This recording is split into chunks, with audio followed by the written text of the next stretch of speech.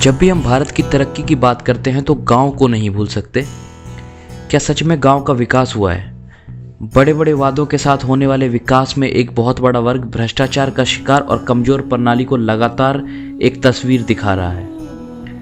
उनमें से हम कुछ चित्र और चलचित्र का एक नमूना आपके सामने लेकर आए हैं। अक्सर कहानियों में समृद्ध दिखता हुआ गांव ही हमें अच्छा लगता है, लेकिन जमीनी सच्चाई कुछ और ही बयां करती है।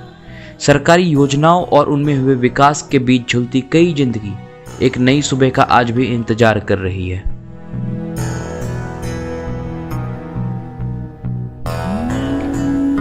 हम सबको शिक्षा का अधिकार के नारे स्कूल की दीवारों पर लिख तो सकते हैं, लेकिन उस दीवार के दरवाजे पे कितने जरूरतमंद बच्चे शिक्षा लेने पहुंचते हैं, वो सोचने की बात है।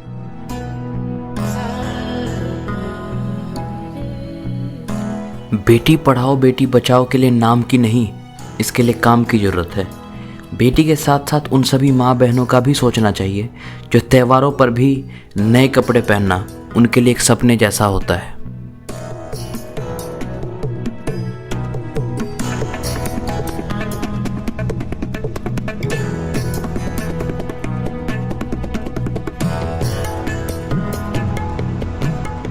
एक वैसे समुदाय की महिलाएं जो 400 रुपये रेस्टोरेंट की उस टेबल पे बख्शीश छोड़ आती हैं, उस 400 रुपये की कीमत उन विधवा महिलाओं से पूछिए जो इसका इंतजार पूरे महीने करती हैं।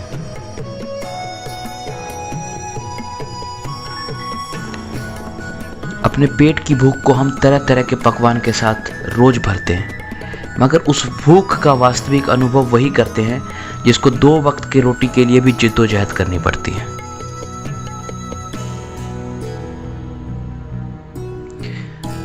हम आपको हमारे इस प्रोग्राम में और इसके आने वाले हर एक भाग में एक ऐसे ही गांव मोहल्ले को दिखाएंगे जो आपको, मुझे और इस विकास प्रणाली को उंगली दिखाते हुए सोचने पे मजबूर करता है।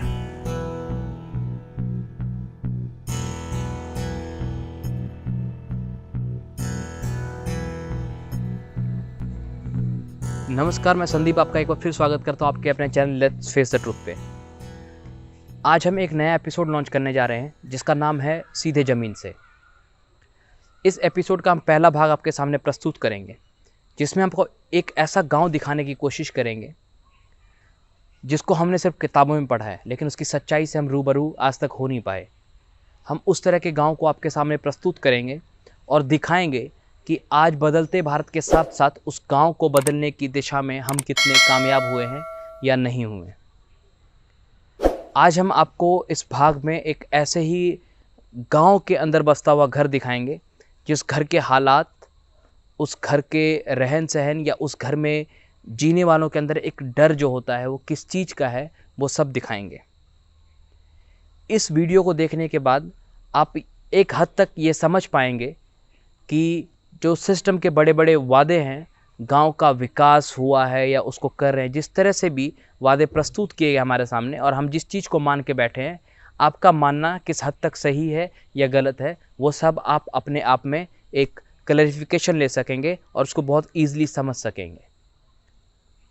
हम इस एपिसोड में, जिसका नाम सीधे ज़मीन से है, इसमें आपको हर बार एक नए गांव के मोहल्ले के एक ऐसी चित्र और चलचित्र को प्रस्तुत करेंगे जिसमें सीधे बिना स्क्रिप्ट बनाए हम उस घर तक जाएंगे और उस घर से आपकी सीधी मुलाकात करवाएंगे और हम समझाने की कोशिश करेंगे कि जो विकास हुआ है कितना हुआ है और कितने होने की ज़रूरत है। आइए हमको सीधे लिए चलते हैं अपने इस भाग में। Thank you. नमस्कार, मैं संदीप आपका एक बार फिर से स्वागत करता हूं आज अपने channel let's face the truth पे। हम भारत को गांव का प्रधान देश कहते हैं और जब तक गांव को हम सुरक्षित, सभ्य और उसको मजबूत नहीं बना देते, भारत की मजबूती के बारे में कभी सोच नहीं सकते। आज इसी लाचार गांव की परिस्थिति को दिखाने के लिए मैं आपके सामने बिल्कुल लाइव शूट करने आया हूँ। ये एक गांव है जो आप पीछे देख सकते हैं, एक नदी चल रही है। इस नदी का जो ये नदी है, ये बेसिकली नेपाल से लगती हुई इस गांव को टच करती है। और आप अभी मैं आपको थोड़ी देर बाद पीछे का भी दिखाऊंगा, जो पीछे इसके जस्ट 100 मीटर की दूरी पे गांव है। ये गांव हर साल बाढ़ के पानी में डूब जाता है और हम हर बार यही बात कहते हैं कि हमने गांव की तरक्की कर दी, हमने गांव को ऐसा बना दिया, वैसा बना दिया। लेकिन गांव के ऐसे कितने बड़े वर्ग हैं जहां पे आज तक हमारी सरकार और हमारा सिस्टम नहीं पहुंच सका। आज हम उसी सिस्टम की हकीकत को और उनके बयानबाजी की हकीकत को दर्शाने के लिए आपके सामने आए हैं। ये जो माता मेरी पीछे खड़ी हैं, इनकी कहानी सुनने के बाद आपको ऐसा ही लगेगा कि हम पता नहीं किस जगह, किस देश को रिप्रेजेंट करते हैं वर्ल्ड लेवल पे। लेकिन हमारा जो देश, जिसका बेस गांव होता है, उस गांव की क्या हकीकत है उसको हम बयान नहीं कर पाए। ये जो माता यहाँ खड़ी हैं, इनका सामने घर है 100 मीटर पे और ये पीछे नदी चलती है। आज तो हम कल शूट करने नहीं आ सके, परसों भी नहीं आ सके। ये जो पानी आप देख पा रहे हैं पीछे, ये पानी इनके घर से 20 मीटर की दूरी पे था और इनके वो हालात थे कि अब घर छोड़े या घर में रुके, क्योंकि मौत को दावत देने के बराबर की वो बात होती है। क्योंकि ये जो पूरा एरिया है, ये सीमांचल का एरिया है, जो नेपाल से लगती हुई कोसी नदी, जो बिहार की शोक नदी कही जाती है और चाइना को डुबोती हुई नेपाल से होते हुए भारत की तरफ आती है और यहाँ से होते हुए गंगा को जाके मिलती है और गंगा से ये फिर आगे की तरफ ट्रेवल करती है। इसी गाँव को दर्शाते हुए हम आज इन माता से आपकी बात करवाएंगे और दिखाएंगे कि गाँव की परिस्थिति क्या है। इन माता के पास जो घर है, वो घर भी इनके जो सुपुत्र हैं, इनका जो बेटा है, वो जहाँ काम करते हैं उनकी दया दृष्टि से इनका घर बना है। आज तक इंदिरा आवास का एक पैसा इस गांव में नहीं पहुंच पाया और जब पहुंचा भी है तो रिश्वतखोरी के बीच में इतना दब चुका है कि इनको अगर 50,000 मिलता है तो 10,000 रुपये वो ले लेते हैं, जिनका तो ये दायित्व है कि इनको इंदिरा आवास दिलाएं, लेकिन वो दायित्व तो निभाते नहीं हैं। इनसे पैसा लेके इनको उतना अमाउंट देते हैं जहाँ से ना ये घर बना सकते हैं ना कुछ और काम कर सकते हैं। आप थोड़ा पास आइए माता जी। कब से स्थिति है, आप कब से ये देख रहे हैं? आपका उम्र तो एक हिसाब से आप बहुत बड़े पड़ाव को पार करके आ चुके हैं, बहुत उम्र जी चुके हैं आप यहाँ पे। आप कब से ये सीन देख रहे हैं, कब से उम्मीद करें सरकार से कि सरकार इसको ठीक करे? हमरा लोग बाढ़ पीड़ित में घर गिरले बा हो, हमरा लोग का घर अखन तक ना सदस्य मुखिया कोई। हम लोगों का बाढ़ के वक्त घर गिरा था, अभी तक किसी ने मदद नहीं की। सबने सिर्फ आश्वासन दिया। जहां मेरे बेटे काम करते हैं उस मालिक ने हमें थोड़ी मदद की, हमारा घर बनवाया, बच्चों को सर्दी के कपड़े दिलवाए। बाढ़ के वक्त भी उस मालिक ने हमें ट्रैक्टर से निकाल के ईंट भट्टे में बने घर पर सहारा दिया। लेकिन अभी तक कोई भी सरकारी योजना का लाभ नहीं हुआ। मगर अखन तक इंदिरा आवास के रुपया नहीं है, कतो नहीं कोई क्या दैए। कितना फोटो घिंचा के हमर घर के ले गेले, अखन तक वही टूटल टाटल घर में रखल। ठीक है, इन माता जी के कहने का मतलब ये है कि मैं इसको ट्रांसलेट करना चाहूँगा। इनके कहने का मतलब है कि जो ये इंदिरा आवास योजना के तहत मुखिया और गांव के सरपंच वगैरह जो भी भ्रमण करने आते हैं, बस शाश्वत के नाम पे इनको एक भरोसा देके और यहाँ से वो निकल जाते हैं। और आज तक इनकी उम्र तकरीबन 60 साल से ऊपर हो चुकी है।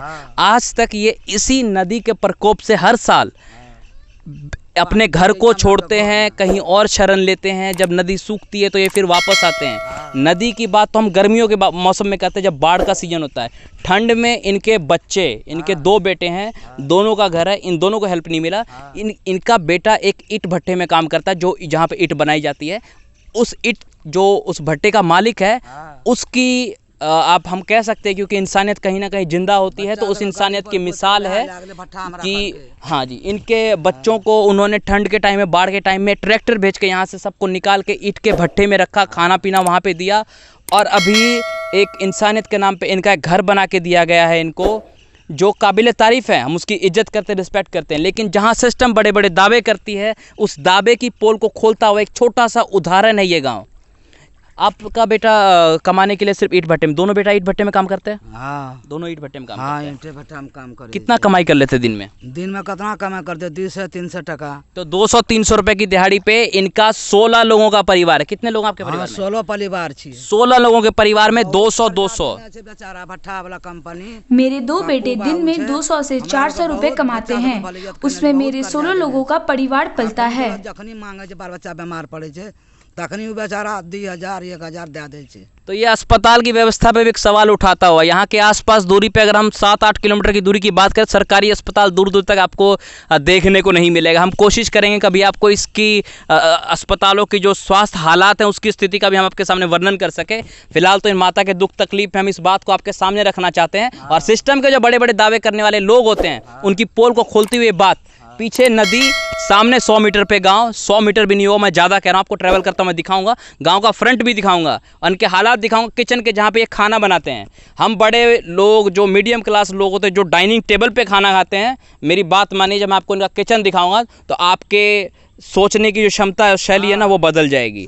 मैं आपको दिखाऊंगा। गरीब के नहीं देखे छे, गरीब के भलाइयत नहीं है कतो, मतवारा सबके लिए सब कुछ है।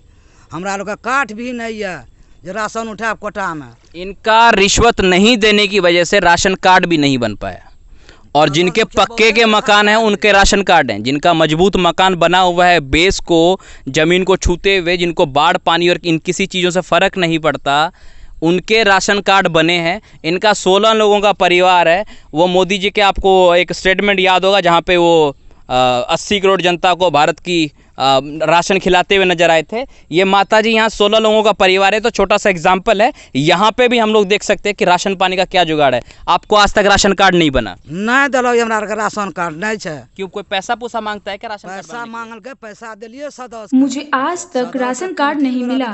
मैंने वार्ड सदस्यों को 3000 रुपए भी दिए, लेकिन उन्होंने मेरी कोई भी मदद नहीं की। 3-3 हजार रुपए लेने के बाद भी एक गरीब परिवार जो 200, 400 रुपए के दोनों बेटे मिलके कमाते हैं, 16 लोगों का परिवार पलता है, उस बीच में पढ़ाई लिखाई की तो बात हम करेंगे नहीं, क्योंकि एजुकेशन व्यवस्था कहाँ से होगी? जो लोग, जो हमारी जनता जिनका खाना नहीं पूरा हो पा रहा, वो लोग, हम ये तो खैर सरकार की जो भी प्रणाली है, उनकी पद्धति है, सिस्टम है, सिस्टमेटिक बातें हैं। बड़े बड़े लोग अपने वादों पे जो एक चुनावी मुद्दा लड़ते हैं, क्योंकि बिहार में चुनाव आने वाला है बेसिकली, और हम यहाँ पे खड़े हैं और पोल खोलता हुआ ये है कि जो बिहार और आज भारत में, जो भारत 2020 में जी रहा है, जो हम बड़े बड़े सिटीज़, चेन्नई, मुंबई, दिल्ली और ये सब कुछ देखते हैं, उस सिटी को आगे बढ़ाने में लगे हैं। लेकिन जो भारत का बेस ये गाँव है, जो धारों में बहता हुआ बसता है एक छोटा सा गाँव, इसको संभालने के लिए इनकी दरकार रिश्वत दे दे के टूट चुकी है, इनके हौसले टूट चुके हैं, लेकिन सरकार के कान पे जू भी नहीं रेंगती। तो सरकारी आदमी आवे तब ना चेक करा दिए। सरकारी आदमी एबो कर जे मोरे पर से बता सदस्य में क्या गुरिया दे छे, गाम घुसरे दे तब ना घर द्वार टूटल टाटल छे, देखा दिए कते किचन में भंसा करब, कते बाल बच्चा लगे सुतब, कते रहब, कते की करब, न राशन न पानी, कतो कुछ नहीं भेटे। इनका कहने का मतलब है कि जब भी कोई सरकारी ओहदे से, कोई बड़ा ओहदे का कोई सदस्य यहाँ पे भ्रमण के लिए आता है, तो जो यहाँ की सिस्टम प्रणाली, जो लोकल सिस्टम प्रणाली है, वो उनको भ्रमित करके दूर से ही भेज देते हैं। यानी कि उनको गांव तक पहुंचने ही नहीं देते। और पैसा सबसे लेते हैं। पैसा सदस्य ले ले छे, ये काम करे वो काम करे, कतो कुछ नहीं करे लगी। That is called our India. ये सच्चाई है कि पैसा लेके घर से भरोसा दिला के एक भरोसे को, और ये लोग वही 100, 50 रुपए, 10 रुपए जोड़ के रखते हैं 3 महीने तक। उस पैसे को 3000 रुपए में कन्वर्ट करके सदस्य को देते हैं, और आज तक इनका राशन कार्ड तक नहीं बन पाया। बाकी की प्रणाली की बात तो हम बाद में करेंगे। चलिए आपको लेके जाने की कोशिश करेंगे, इनके किचन तक, इनके घर के हालात को दिखाएंगे। जब तक हमार बेटा खटे छे बाबू, ओता वो कंपनी के इतना दया लागले कि ब्लॉक में जो प्रमुख छे, मेरे बहुत बार गुहार लगाने के बाद भी पिछले साल सिर्फ 2 बार 10 किलो अनाज मिला, वो भी मेरे बेटे के मालिक के आग्रह पर। इसको सीमानी दीजिए, पहचान दीजिए, जो कुछ राशन उठाएगा खाएगा। वो प्रमुख एक ठो पुर्जी लिख कर को दिया है हमको, ये कोटा में 10 किलो चावल, 1 किलो चना उठा कर को हमको बेटा आना है। कंपनी के कह पर प्रमुख के पकड़ा है कंपनी, तब प्रमुख एक ठो पुर्जा दिया है, तो राशन उठा करके 10 किलो चावल, 1 किलो चना आना है।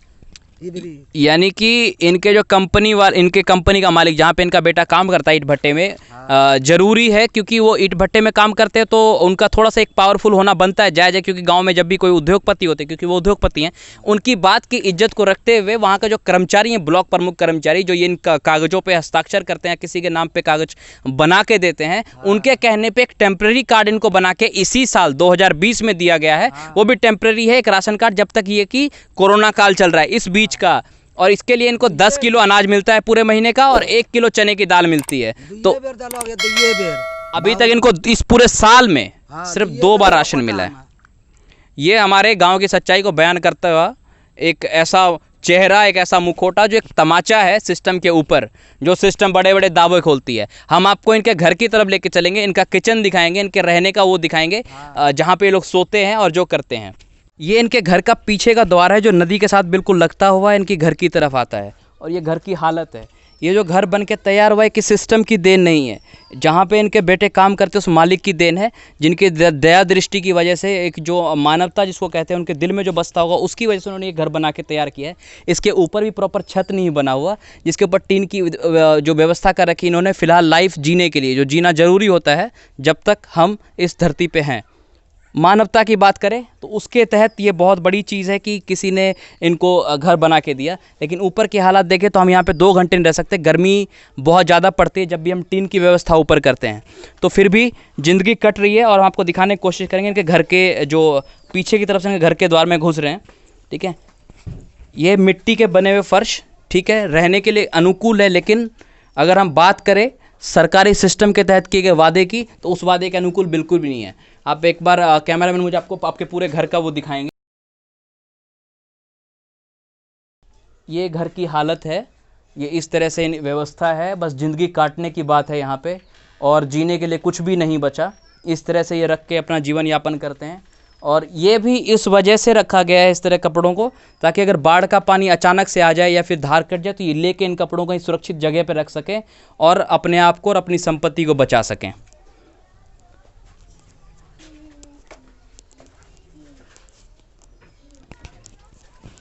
ये इनका किचन है, आपको किचन भी दिखाएंगे कि हम जिस डाइनिंग टेबल पर बैठ के और किचन के नाम पे बहुत ज़्यादा खर्च करके सेटअप मारते हैं, और जो हमें इन चीज़ों को प्रोवाइड करवाते हैं गरीब मजदूर, उनका घर ऐसा होता है। ये किचन है, इसे किचन कहते हैं हम आम भाषा में। एक किचन तक तैयार नहीं हो पाया, जैसा कि माता ने आपके साथ शेयर किया था कि सरकारी व्यवस्था से उनको क्या क्या सुविधाएं मिली हैं और क्या नहीं मिली हैं। पेयजल की व्यवस्था यहाँ पे ऐसी है कि यही एक चापाकल लगता है जिसके तहत पानी की शुद्धता कभी जांच तो खैर होती नहीं है। सरकार ने हर घर पेयजल देने की बात कही है, उसकी बात को भी दर्शाता हुआ एक उदाहरण है कि यहाँ पे ये तो लगा है, लेकिन पानी की शुद्धता किसी को नहीं पता कि पानी में क्या है क्या नहीं है। यही पानी पी के ये बच्चे बड़े हो रहे हैं, यही बच्चे बढ़ रहे हैं, और इनके अंदर जो बॉडी की चीज़ें रिक्वायरमेंट हैं वो चीज़ें कैसे फुलफ़िल करती हैं, जो हम भारत के हर नागरिक को स्वस्थ बनाने की बात करते हैं। स्वस्थ बनाने की जो तहत जो सरकारी वादे होते हैं उन वादों के अनुकूल हम बात कर रहे हैं। हम आपको इनका दूसरा घर भी दिखाएंगे सामने। ये सामने जो आप देख रहे हैं बिल्कुल, मेरे कैमरामैन जूम करके आपको दिखाएंगे फ़ोटो को। ये सामने भी इनका ही घर है, वो भी बिल्कुल उसी तरह से बनाया गया घर है। ये इनके गाय भैंस रहने की घर, जो बिल्कुल रहने की अवस्था में नहीं है। ये इनका जो जामान, क्योंकि इनके पास गैस चूल्हा वगैरह जो उज्ज्वला योजना की बात होती है उसके तहत तो इनके पास कुछ है नहीं। उसके तहत ये लकड़ी के साथ इनका खाना पीना बनता है, और अगर बारिश ज़्यादा हो गई और सब कुछ गीला हो गया तो खाने बनाने के भी लाले पड़ते हैं। हम जिस डाइनिंग टेबल पे परोस के उस खाने को खाते हैं, वो खाने को पैदा करने वाला किसान मजदूर किस हालत में अपने जीवन को जीता है, अपने जीवन को व्यतीत करता है, ये इसका उदाहरण है। पीछे हम दिखाएंगे किस तरह के छप्पर वाले घर हैं, जो बिल्कुल ये पोल खोलता नजर आ रहा है सिस्टम के, जहाँ पे हम बात करते हैं इंदिरा आवास के रूप में लाखों रुपए, लाखों करोड़ों रुपए सरकार देती है। लेकिन देती है तो पैसे कहाँ जाते हैं ये सिर्फ सरकार को पता है, या फिर जो सिस्टम पैसे लेके आता है उनको पता है। रिश्वतखोरी के नाम पे इतना बड़ा घपलेबाजी इस आप हर गाँव में देखने को मिल जाता है। बहुत ही कम ऐसे गाँव होंगे जो शहर के साथ लगते होंगे जहाँ पर ये चीज़ प्रॉपर वे में यूज़ हो पा रही है। लेकिन अगर हम बात करें बिहार और यूपी जैसे गाँव की, जहाँ पे सबसे ज़्यादा गांव बेसिकली पाए जाते हैं, उन गांव की सच्चाई की पोल खोलता हुआ एक छोटा सा उदाहरण है। यहाँ पे कहीं भी इंदिरा आवास की लागत से जो पैसा आता है, अगर वो 50,000 30,000 तक मुश्किल से उस शख्स के पास पहुँचता है जिसके नाम पे इंदिरा आवास आती है। और माता ने हमसे ऑलरेडी बताया कि राशन कार्ड बनाने के लिए वे 3-3 हज़ार रुपये लोग यहाँ से लेते हैं। तो सिस्टम क्या कैसे लेते हैं ना, आप हिंदी में बात कर सकती हैं। आपसे कितना पैसा लिया राशन कार्ड बनाने के लिए? राशन कार्ड बनाने की तो छोड़िए, जो वृद्धा पेंशन कार्ड हमें मिलती थी उसके लिए भी हमसे 500 रुपए रिश्वत लिए गए। ये भी एक अब हंसने वाली बात है, लेकिन इस हंसी में आपको एक जो डीपली थॉट दिख रहा होगा, क्योंकि ये बिल्कुल एक तमाचा है सिस्टम के नाम पे। इन माता की वृद्धा पेंशन के लिए भी जब ये पैसा निकालने जाती है, झोपड़ी में हमें बाढ़ के वक्त 3-3, 4-4 दिन तक भूखे रहना बारिश पड़ा। के वक्त, जो बाढ़ के वक्त में माता जी के कहने का अर्थ ये है कि जब 4-4 दिन तक भूखे प्यासे इन्होंने काटे हैं। सूखा अनाज भी इनको बहुत मुश्किल से मिला था। और वृद्धा पेंशन, कितना पैसा आता है वृद्धा पेंशन का? 400 महीना में 400 400 रुपये आता है। हाँ। और वृद्धा पेंशन का कार्ड बनाने के लिए 500 रुपये मांगता है। आ 500 टका वृद्धापन बनेलिए 500 टका लेलकै 500 रुपये वृद्धा पेंशन जो इनका हक है, इस हक को दिलाने के लिए 500 रुपये के लिए। नाम मिलै छै। और रिलायंस वाले भैया हर 3 महीने के 600 रुपये वो हमसे चार्ज करते हैं, लेकिन इनको 500-400 रुपये की वृद्धा पेंशन के लिए 500 रुपये रिश्वत देनी पड़ती है, तब जाके कहीं इनका वो कार्ड बन के आता है। अब हम बूढ़े हो गए मगर आज तक कभी भी हमें वृद्धा पेंशन नहीं मिला। इनके कहने का मतलब है कि आज तक इनके गांव में इंदिरा आवास के नाम पे सिर्फ ठगी हुई है। अब मिलती है ये पैसे, इनके नाम पे कागज बनाए गए। कागज पड़ा है कहीं आपके पास इंदिरा आवास का? कहीं बना है कुछ कागज वगैरह? बनलिए ना, कथो लेबे न करते, सरपंच नहीं ले छै। सरपंच लेता नहीं बिना रिश्वत के। जो 500 रुपये दे रहे हैं उनका कार्ड बन के आ रहा है, जो नहीं दे रहे उनका नहीं बन के आ रहा है। नहीं तोर ना नहीं लो, ओकर ना नहीं लो, ओकरा बूढ़ा भए गेलै ना नहीं एलै। तो सिस्टम के ऊपर वो सरपंच जो जिनको ये जिम्मेदारी दी गई है इन चीज़ों की, वो खुद ही इनसे आके कहते हैं इनका नाम नहीं आया। अगर इनको देखा जाए तो क्या इनका बूढ़ापन छुपता तो नहीं है, या तो ये 40 साल की तो नहीं लगती, खुद ब खुद दिख जाता है। तो इन चीज़ों पे सिस्टम के ऊपर सवाल ना खड़े करें तो हम क्या करें। मैं आपके सामने सिर्फ ये चीज़ दिखाने की कोशिश कर रहा हूँ कि जो हकीकत है वो कुछ और है, बात जो सिस्टम कहता है वो कुछ और है। थ्योरिकल और प्रैक्टिकल चीज़ों में धरती और आसमान का फ़र्क दिख रहा है। पैसा मांगे छै, पहले आपसे पैसा मांगते हो बनाने के लिए। तो ये है यहाँ के हालात। हम आपको इस तरह के और भी कई वीडियोस आपको दिखाएंगे जहाँ पे सिस्टम की सच्चाई को बखूबी तोड़ता हुआ एक सिस्टम, करप्ट सिस्टम आपको दिखेगा। क्योंकि गांव मजबूत नहीं तो देश कैसे मजबूत होगा, इस बात को लेके हमें सोचना पड़ेगा। मुरही पर आफत छै, लोग पर मुरही ने खेते, अखन एते पैसा कौड़ी का आफत छै, झड़ी लगा के, लॉकडाउन ला के। लॉकडाउन और झड़ी की वजह से इनके पास पैसे की इतनी आफत है कि इनको सूखा अनाज खरीदने के भी लाले पड़ रहे हैं। ठीक है, उनका पैसा भी नहीं मिल पा रहा। और आप इनके चेहरे को अगर ध्यान से देखेंगे तो चेहरे पे एक रोष नजर आएगा आपको। ये रोष की वजह यही है क्योंकि जब आपके साथ आपके बच्चे हों, सब कुछ परिवार पालना हो, तो 400 रुपये पे 16 लोगों का परिवार नहीं पलता है। आप अभी कल्पना में नहीं सोच सकते। जो लोग 400-500 रुपये डाइनिंग टेबल पर टिप छोड़ के आते हैं दूसरों को, उनसे इनका पूरे दिन का परिवार चलता है। एक पूरे दिन की जीविका का जो मिलने वाला एक फल है, जो पैसा है जो इनको मिलता है पूरे दिन काम करने को, 400 रुपये हैं। ये पूरी फैमिली काम करती है, तब जाके 16 लोगों का परिवार चलता है। सरकार इतना बुड़बक है कि वो चेक में आदमी के नहीं भेजे छै, नहीं भेजे, हाँ नहीं भेजता है। सरकार इतनी अव्यवस्थित है कि कभी गांव में किसी को चेक करने नहीं भेजती है कि जिसके नाम पे पैसा या मदद आई है वो उसे मिली या नहीं। मर रहा है उसको लिए कुछ नहीं है, कहीं पर कुछ नहीं मिलता है। तो आपका अकाउंट खुला है, सरकार के खाते में अकाउंट खुला हुआ है आपका, जो अकाउंट खुलवा रहे थे प्रधानमंत्री? खोलेने छियै कि 500 टका लेलकै खाता खोला में, खोलेने छी ईटीओ कार्ड वहा देलकै। आपको पता नहीं, अगर मैंने 1 घंटा और बात किया तो पता नहीं क्या क्या चीज़ें आपको सुनने को मिलेंगी। प्रधानमंत्री जी ने जो खाते खुलवाए हैं भारत के हर एक नागरिक के, गांव से लेकर शहर तक, इनसे 500 रुपये खाते खुलवाने के भी लिए गए। जो खाते 0 बैलेंस पे खुल रहे थे उनके 500 रुपये लिए गए। और माता के कहने का मतलब जिनके पास 10-10 बीघा यानी कि बीघा खेत होते हैं, उनको इंदिरा आवास भी मिल रहा है, उनको सब कुछ मिल रहा है, पर इनके पास ये सुविधा आज तक पहुंच ही नहीं पाई। कुछ न कभी नहीं, कुछ न। हमरा लोग के लिए आँख मुन्ने छै सरकार, आदमी भेजे चेक करे तब न जे देखे के मरे छै के जिए छै, केकरा की छै केकरा नहीं छै। तो कोई आदमी कभी आता नहीं यहाँ पे देखने के लिए, कभी नहीं आता तो उधरे से उधरे घुर जाता है, सब पीछे से घुसने नहीं देता है, गांव में घुसने नहीं देता, नहीं देता है, पैसे मांगे छै, गांव घुसने नहीं। जो आता है पैसा ही मांगता है। पैसा काम कर दो, दे पैसा दे, 10,000 टका दे, इंदा बात दे लोगो 10,000 टका दे, इंदा बात दे लोगो कुछो न क्या आखिर मुरी खबर आफत छी, कुछो न क्या। तो जो 400 रुपये दिन के कमाते हैं 16 लोगों की परिवार चलाने के लिए, 2 यूथ हैं इनके, मतलब 2 जो वो बैठल छै सबते पैन लागल छै, बालो बच्चा भूखल मर रहले है।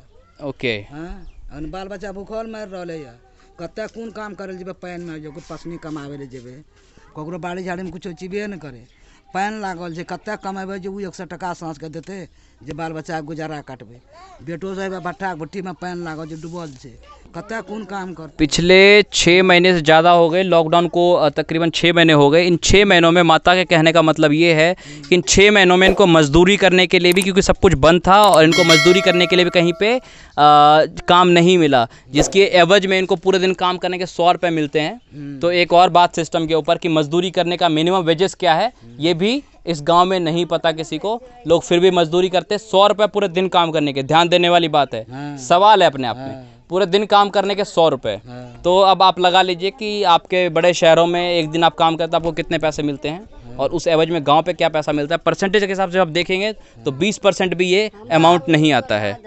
हमारा लोग का लिए नरेंद्र हिंदी मोदी में बोलिए। सरकार छे, सरकार है, हम लोग का हर कुछ कर देगा, उसको वोट देंगे, जिताएंगे, हर कुछ करेंगे, हम उसे प्रार्थना मानते हैं, सब कुछ करते हैं। मुसलमान नहीं छिले, जरा पेट भरले मट्टी तर गेलिए वहाँ बहुत भेले। सामुदायिक तौर पे भी हम बात करें तो यहाँ पे हिंदू मुस्लिम सारे साथ रहते हैं, तो इनको उन समुदाय से कोई मतलब नहीं। और माता भी यही कहना चाहती हैं, पेट भरले वहाँ हमरा बड़का छे सबसे। बस इनके लिए खाने से ज़्यादा कोई किसी चीज़ का महत्व नहीं है, सिर्फ इनको मिल बांट के खाना। गांव का जो एक मेन अपनी तरफ खींचने का, अट्रैक्शन का जो एक मेन मुद्दा होता है वो होता है गांव में लोग सामुदायिक तौर पे रहते हैं, एक साथ रहते हैं, संजीवी फैमिली के साथ रहते हैं। अब इनके कहने का मतलब है कि उन्होंने नरेंद्र मोदी सरकार को वोट दिया था उनके नाम पे, ताकि वो इनकी जीवन को जीने के जो व्यवधान है, जो पीछे तकलीफें हैं, उनको दूर करके इनके जीवन को सही बनाएंगे, साफ सुथरा बनाएंगे, इनको जीने लायक घर देंगे, खाना पीने का व्यवस्था हो पाएगा, इनको मजदूरी की प्रॉपर जो कीमत है वो मिलेगी। लेकिन इनका रोष गुस्सा भी सरकार के ऊपर है इसी बात पे कि सरकार इनके लिए कुछ नहीं कर पा रही। घर देखो पहनावे छे तो वो खाना ताना नहीं बने छे, आश्चर्य पावर। पानी के वक्त में ये खाना भी नहीं, क्योंकि आप देख सकते हैं पीछे खड्डा और ये सारा कुछ, जबकि जब बारिश होती 2 दिन से बारिश रुकी हुई थी, इस वजह से पानी सारा नीचे की तरफ चला गया। अगर वो बारिश हो तो ये सारा कुछ भर जाता है। और आप खुद देखिए किचन की क्या हालत है, घर की हालत आपको हमने दिखा दी। ये घर भी भारत सरकार के द्वारा नहीं बना के किसी जो RBI एक ईट भट्टा है इस नाम से, RBI के नाम से, इनके मालिक ने इनकी मदद की है, ईट वगैरह दे के, सरिया और रेत वगैरह दे के इनका घर बनाया है। आपके वहाँ पे भी ऐसे बच्चा सबके बोझ के ले गेले पप्पू बाबू, ओकरा धन्यवाद दै छी। पप्पू बाबू के बच्चा सबके बोझ के ले गेले 8 दिन भट्टा में रखलके। पप्पू इनके उन मालिक का नाम है जिनका ईट का वो जो भट्टा चलता है, ईट भट्टे के मालिक का नाम पप्पू है। इनके कहने का मतलब ये है कि वो उनके लिए भगवान बन के आए, क्योंकि ट्रैक्टर भेज के इनके बच्चों को सबको निकाल के उन्होंने 21 दिन तक अपने घर पे रखा, 21 दिन तक खाना पीना खिलाया। अब सिस्टम से सवाल करें या मानवता से सवाल करें, किस तरह से भी इसको हम देख सकते हैं। और ये अपने आप पे भी सवाल खड़ा करता है कि हम कहाँ और हमारा गांव कहाँ चल रहा है। हम अपने आप को अमेरिका से कंपेयर करते हैं, लेकिन हमारे गांव बद से बदतर हालत में और बहुत से बदतर हालत में लोग जीने को मजबूर हैं। इसके साथ ही हम आज का एपिसोड ख़त्म करेंगे और इस तरह दूसरा एपिसोड भी आपको दिखाएंगे, इसी तरह से रियलिटी बेस बिल्कुल गांव वालों के बीच में इनकी सच्चाई को उजागर करते हुए, इनके चेहरों की सेकंड को दिखाते हुए कि इनकी तकलीफ़ें क्या हैं, सिस्टम से क्या पूछना चाहते हैं, सिस्टम से इनको क्या मदद चाहिए, ये सारा कुछ दिखाएंगे। धन्यवाद।